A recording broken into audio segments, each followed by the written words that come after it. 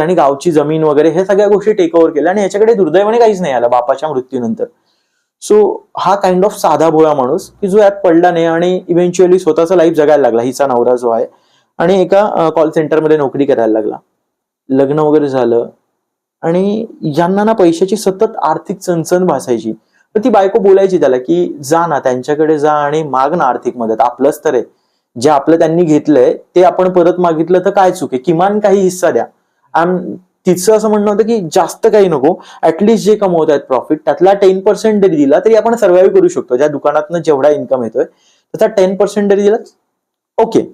तर मग एक दिवशी त्याने हिंमत केली की भावाकडे जायचं.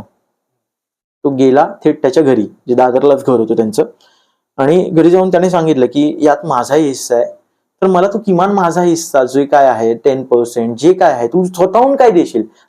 त्याचं असं नव्हतं की मी फोर्स करतोय, मला किमान जगायला लागेल इतकं दे. ओके, हे आपल्याच वडिलांचं आहे.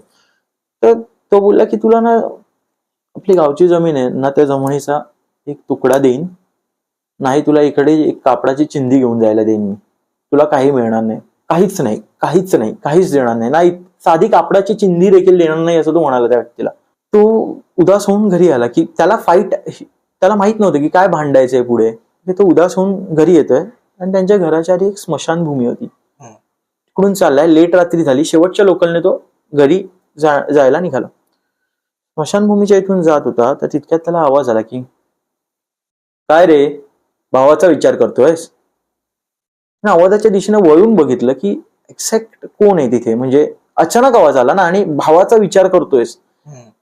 त्याने बघितलं स्मशानभूमीत एक साधू नग्न अवस्थेत उभा होता आणि तो त्याचे काही विधी असतात तसं काहीतरी आग लावली होती आणि तो होता तिथे, त्याचं काही क्रिया सुरू होत्या. हा, तांत्रिक क्रिया म्हणता येईल किंवा एक्झॅक्टली आता तिने मला जसं सांगितलं तसं काहीतरी जे रिच्युअल्स असतात ना, ज्याच्यामध्ये बाहुल्या असतात किंवा मग लिंबू असतात, तत्सम काहीतरी विधी चालू होते त्यांचे. तर मग हा थबकला जागीच की एक्झॅक्ट रिॲक्ट काय करायचं ते त्याला कळत नव्हतं.